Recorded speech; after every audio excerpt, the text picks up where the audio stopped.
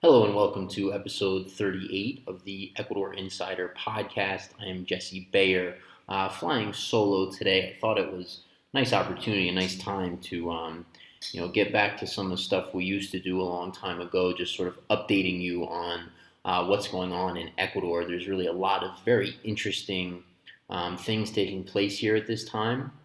So I'm going to do that today. Today is the 5th of October, 2017. Once again, I'm Jesse Bayer, co-founder and managing partner of Abundant Living Ecuador, a real estate and relocation services firm based out of Loja in southern Ecuador.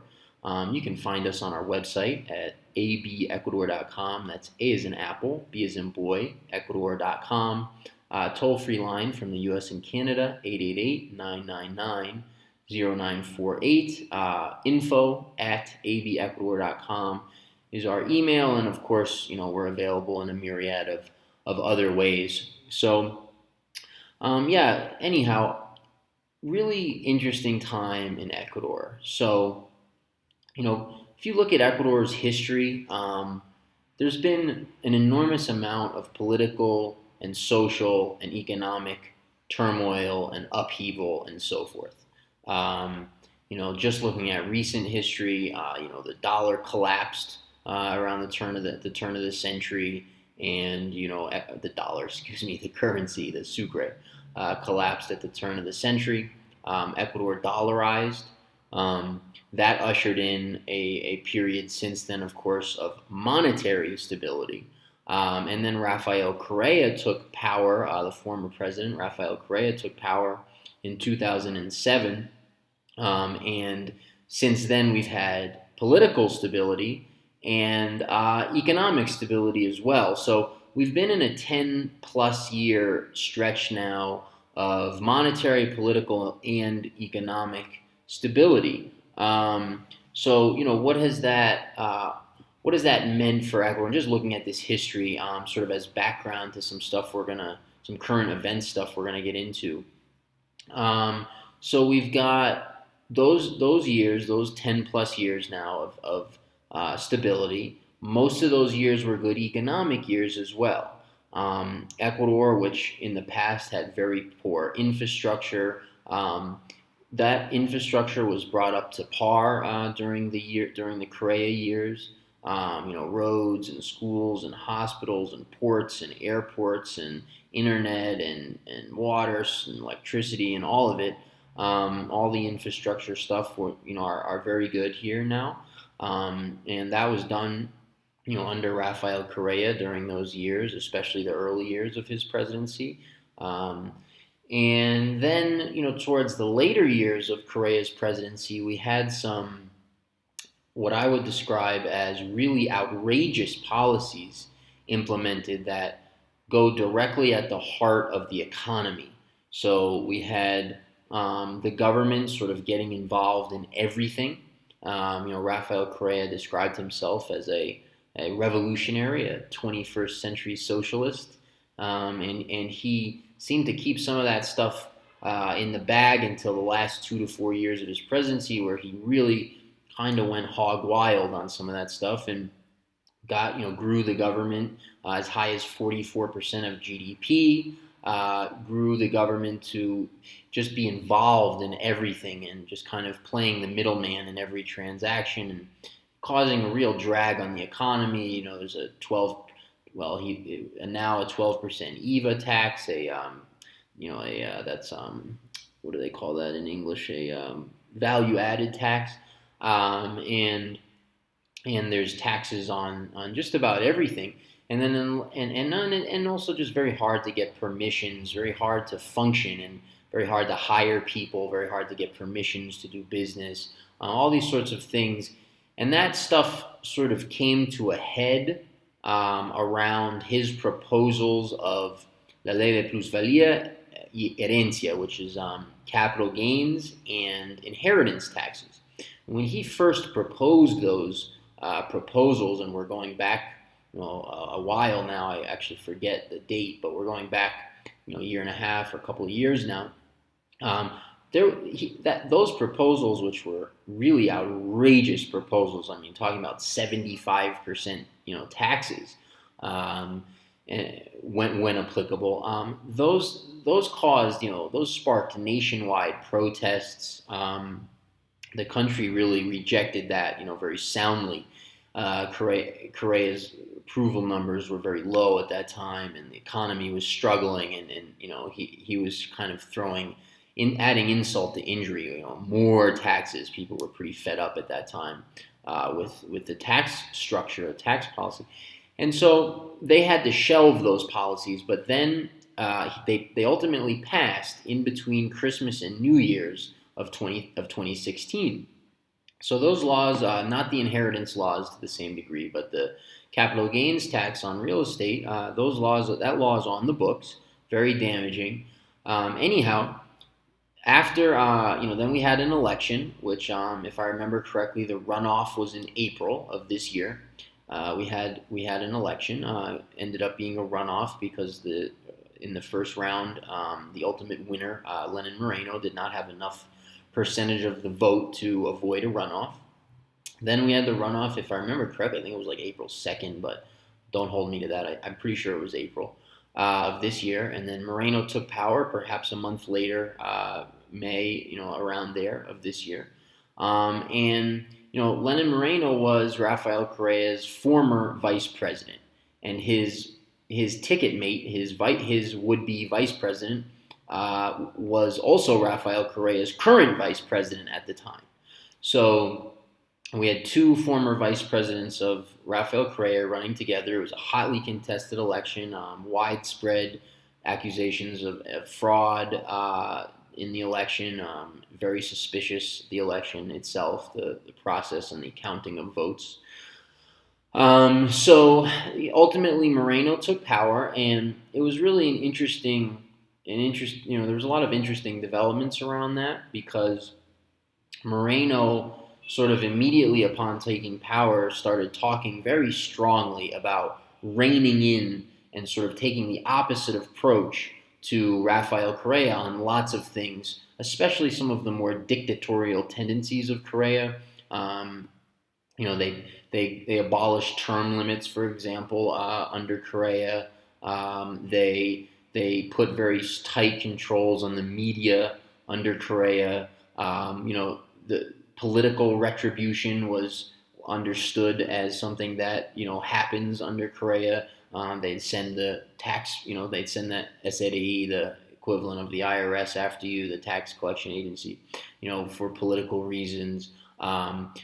Judges were very afraid to rule against Correa. The media was very afraid to go against Correa, etc. So, Moreno had talked very strongly against those things. He wanted to reinstitute the term limits and reinstitute freedom of the press and stamp out some of the corruption. There was the huge Obradech scandal that erupted towards the tail end of Correa's presidency. Excuse me. So, Moreno took power and started talking tough against a lot of these things. And one of the things that he actually brought up, to my surprise, was la ley de plusvalía, the capital gains tax on real estate. And this is it's a very, very damaging law. It's been very bad for the construction, sector, and for the economy in general, because these types of things don't only affect the sector itself, but they just scare off money, and so money leaves the country, money doesn't come into the country, and economic activity lowers, and the economy suffers as a result. So anyhow, I had sort of, just from my actually forget my personal opinion for a minute. Just sort of chatting on, having my ear to the ground here and chatting with Ecuadorians and so forth. Obviously I live here and, spend 99.9% of my time with Ecuadorians here. There was pretty widely believed, even when the law originally passed, and then once Moreno was elected, even, that they would get rid of it. And I was pretty skeptical of that, because I sort of felt like, well, it's a president from the same party who passed the law.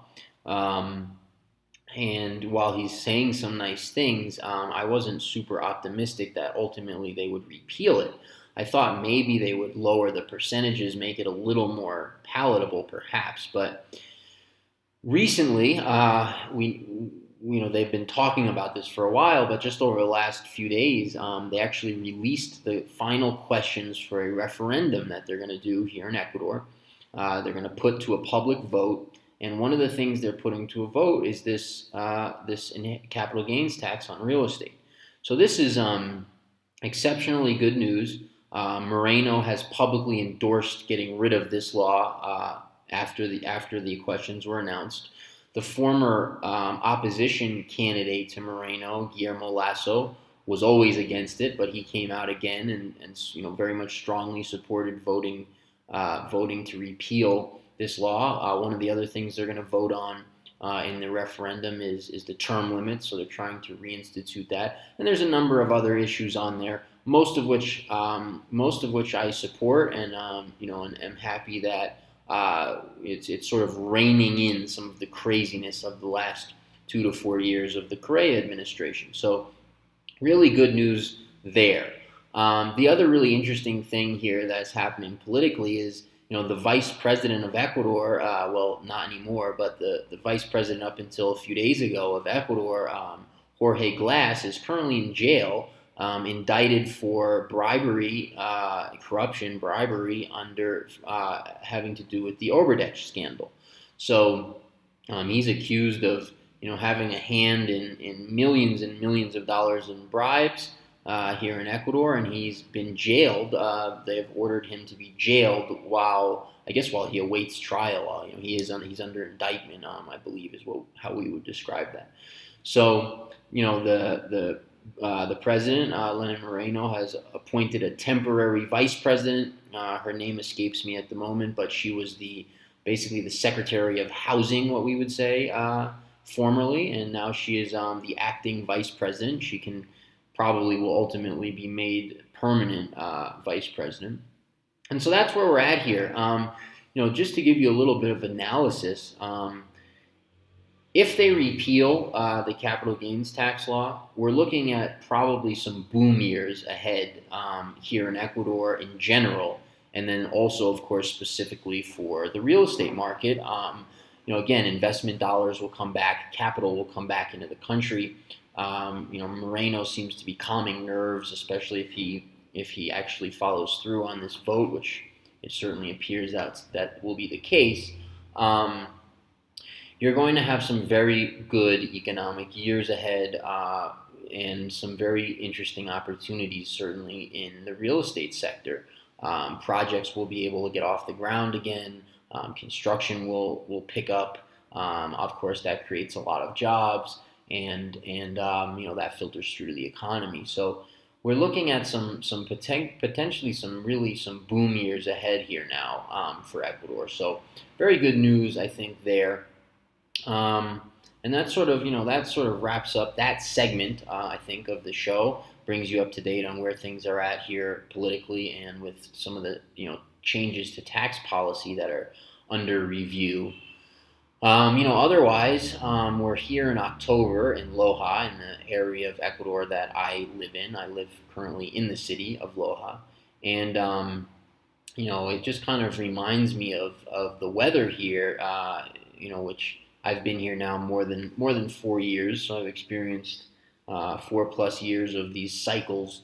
And, it's pretty consistent. You basically here in Loja, and this does not include the greater region, you can never forget that we are in the land of microclimates. So Loja, the city, does not refer to Loja, the region, so there is little other climates all around here. I'm only talking about the city, but the city itself, more or less, the city itself is very nice weather for the majority of the year, and pretty crappy weather during summer. So, June, July, August is just usually not very nice here, and it rains a good amount, and it just gets cold. And by cold, I just mean in Fahrenheit, 50s and stuff like that. But it just feels cold, and it's just not that nice.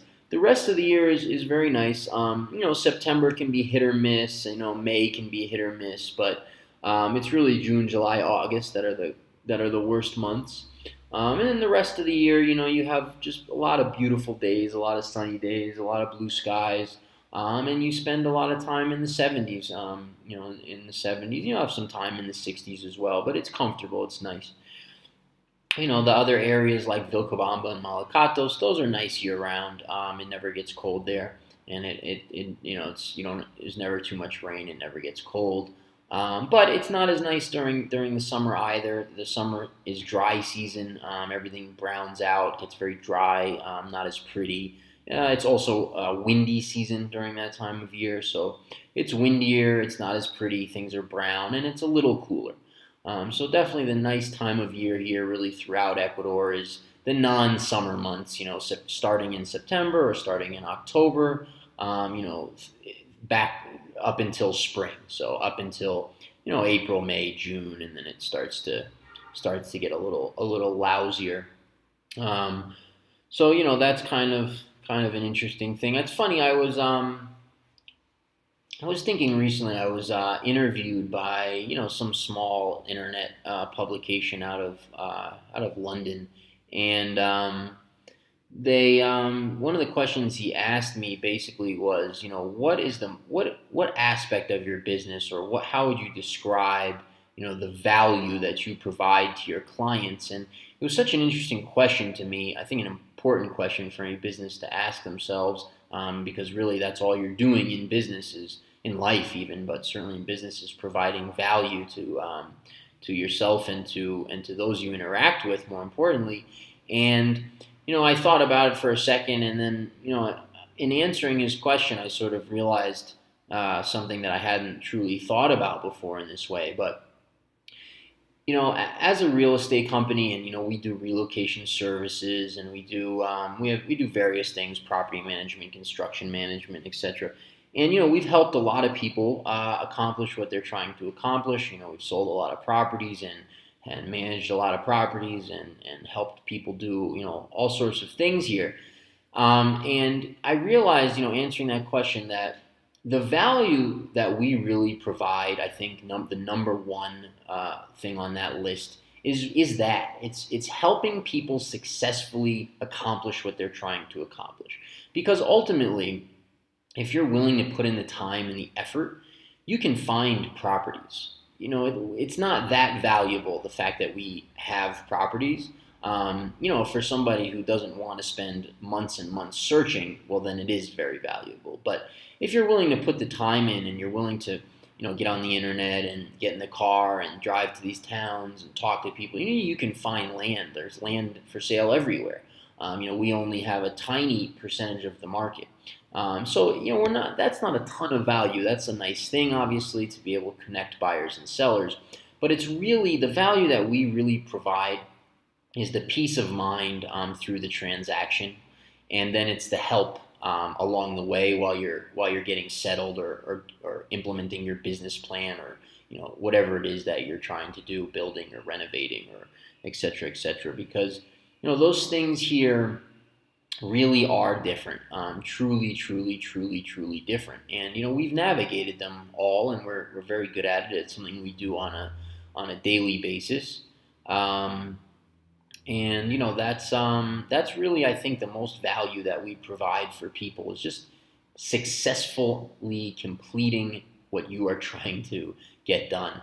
And that sort of brings me into another topic, which is getting things done in Ecuador. And that really also touches on culture a lot as well. I was with a client actually recently, and they asked me, what was the biggest adjustment for you moving here? And my immediate answer, and there's really not a close second, is the culture. The cultural differences between what I was used to and here.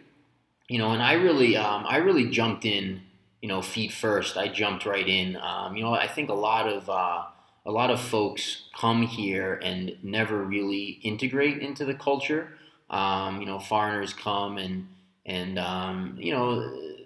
they live with other foreigners and often don't really learn the language and and don't really acculturate. And as a result, I think Ecuador, for a lot of people, for folks who fit that sort of description, is a very somewhat of a strange and confusing place in certain ways.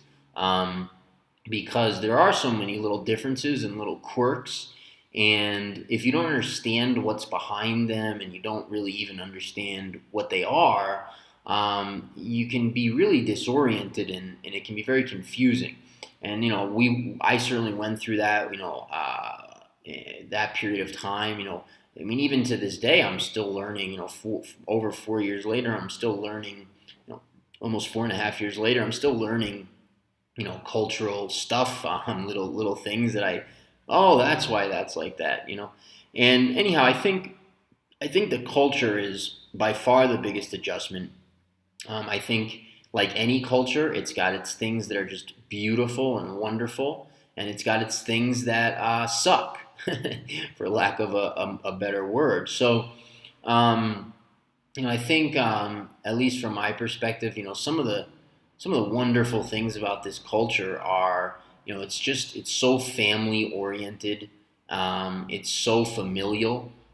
People help each other. They go out of their way for one another. People are often very honest and trusting, although there's another side to that as well. But there's it's a very much a culture based on respect, respect amongst elders, family, friends. You don't have problems with children acting all crazy, much anyway, because there is that sort of respect. And it's a very collectivist society, which I think is really both good and bad.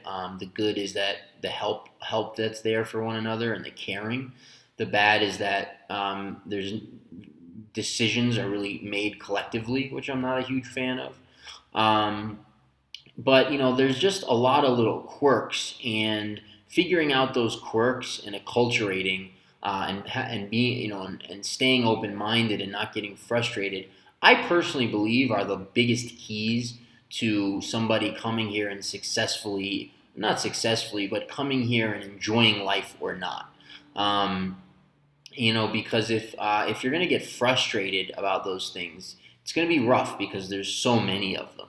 And that kind of, I'm not going to, get into what all those are maybe right now, but, that brings us into getting stuff done here, because I think ultimately the quirks in the culture, what really drives people nuts about them is the impediment sometimes that they create to getting accomplished what you're trying to accomplish. And so I will touch on maybe some of that stuff. Ecuador is a very familial society. People in a certain way, and I please don't take this in any sort of insulting kind of way. In a certain way, people are just fairly simple, fairly straightforward. What you see is what you get, very down to earth for the most part. And that plays out in some interesting ways as it relates to getting things done. So, for example, as I got here speaking no Spanish. I'm a pretty much fluent Spanish speaker at this point, but I got here speaking no Spanish. It was very much dropped into the fire, sink or swim. We were trying to open a business while learning the language. So you can imagine, we took our lumps. I know I certainly took my lumps, figuring all this stuff out. And during that time, I remember thinking like I would be saying things, and I remember thinking like, why are people ignoring me, or why am I saying something, and then they're like it seemed like they were almost acting like they didn't understand what I was saying, and then they would repeat it back to me when they figured it out, and it would sound the same, and I'm thinking like they're just screwing with me, but and I see other people doing that, and it's just not at all the case. People are going to take you at face value. It's just the way the culture is. So whatever you say or whatever you do, or whatever you say is going to be interpreted as such. There's not going to be a whole lot of extrapolating that happens. So if you say the word wrong, or you ask a question in an incorrect manner, or you ask a question, the answer is going to be no, or you're going to get a blank stare, or you're going to get told, you're going to get handed a list of prerequisites that you've got to do in order to accomplish whatever you're trying to accomplish. I'll give you a quick example on that. I have a client the other day who calls me, frustration in her voice, calls me from a bank, and the bank's kind of giving her the runaround. It was an account that had been opened through a power of attorney while she was outside of the country, and now she was here, and she's trying to do banking transactions, and the bank is telling her that she can't. And this is a bank that I deal with on a regular basis, and so we went through sort of a process, but we couldn't get it sorted out from. I couldn't get it sorted out from distance. The bank was telling her these things that just sounded crazy to me. Like, it didn't make any sense. I couldn't understand why, why they were telling her this. But anyhow, so I said to her, okay, well, let's meet me at the bank in a few minutes, and I'll help you sort it out. And so we get over there, and it's sorted out in 30 seconds. And, what's the moral of that story? The moral of that story is that she didn't know anybody, number one. And it's just very hard to get people to really help you if they don't know you sometimes.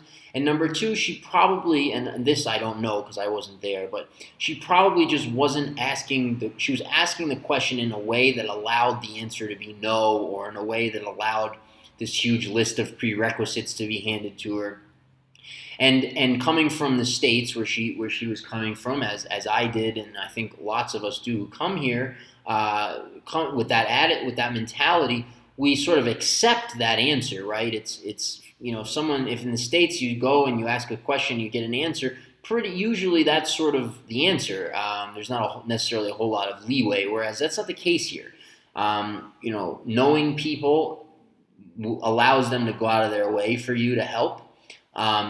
Being persistent and asking the right questions in an extremely polite and respectful way allows people to take more time with you to figure out your problem, as opposed to just sort of telling you no. And they're not being rude and they're not being disrespectful when they're telling you no. It's just the cultural way, just the way it is. You ask a question, you're going to get the literal answer to your question. And so you have to figure those things out in order to have success. And and then that holds true with the government, and there's definitely corruption here inside the government. There's bribes happen, and those sorts of things happen. I've only paid a bribe once in Ecuador, and that was just to a cop. I've never paid for a permission or anything like that, but those things certainly go on. It's a different world. It's a different culture. It's a different society. People view time differently. You're gonna come across, situations where you've got you're frustrated, perhaps, or you could get frustrated because things aren't happening at the pace or the way that you want. It's a place where you very much have to manage your affairs. You cannot just hire somebody to do something and just assume that you can count on their professionalism. You need to oversee it and keep an eye and stay vigilant. I would say some of those things are kind of like the underbelly. The bad part of the culture here is that, people will take advantage when given the opportunity. And of course, not everybody. I'm absolutely generalizing here, which is dangerous, but there is an aspect of society, of the culture here, that sort of permits that. And that goes back to all sorts of history and interesting stuff, topics for another day. Just kind of sitting here at my office in Loja. Loja is absolutely torn to shreds right now. They're doing this massive regeneration project, which has the city just completely torn up. It's getting nicer. They're making progress. Little by little, it's getting done. It'll definitely make the city prettier when they are done. They're putting large sections of the electrical wiring underground, and they're redoing all the sidewalks and making bike lanes and new sewer and new water and all those sorts of things on a pretty large section of the city. That's very nice. There's a lot of construction that's going on in Loja. It's interesting. The banks have started lending again. It started really in kind of around November of last year. And then, we had the elections and that sort of calmed everybody down. And so things have gotten a bit better. We've got a lot of construction going on. People are buying again, buying apartments, houses, building apartment buildings and houses. It's certainly a city, where you have some movement that way. Um, yeah, so I don't know. Perhaps I'll leave it there. I just wanted to give, do a quick show on some updates in Ecuador. Again, Jesse Bayer, founder of Abundant Living Ecuador. You can call me, or actually email me, excuse me, at Jesse, Jesse, at avecuador.com. Our website is avecuador.com. We have a toll-free line from the U.S. and Canada, 888-999-0948. That's 888-999-0948. I hope you all are having an absolutely exceptionally wonderful day out there. If I can be of any help in any way, feel free to reach out, and I will talk to you soon.